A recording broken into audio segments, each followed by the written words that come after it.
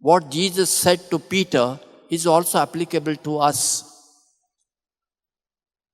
We have to obey God's law. There is no exemption for anybody from God's 10 commandments.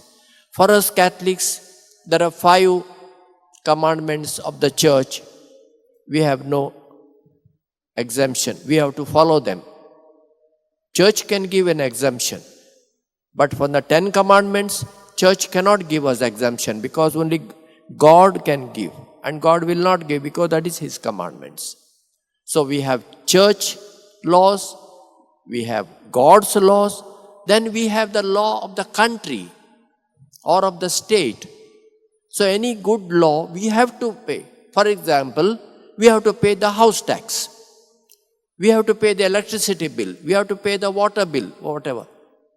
Can we say, I will not pay? No, we have to pay. But there are certain laws which are not good, bad laws. So which we have to protest. We have to bring to the notice of the concerning authority. This your law is not good. Or this is too much. You are collecting too much of taxes.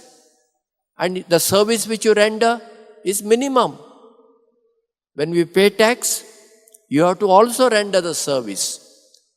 For example, if the panchayat collects tax from us for the garbage collection, it is their duty to come every home and to collect our garbage.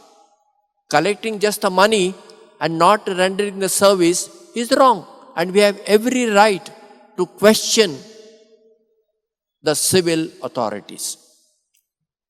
So today's, especially the second reading, invites us that we should abide by the good laws of the civil authorities and let us observe them.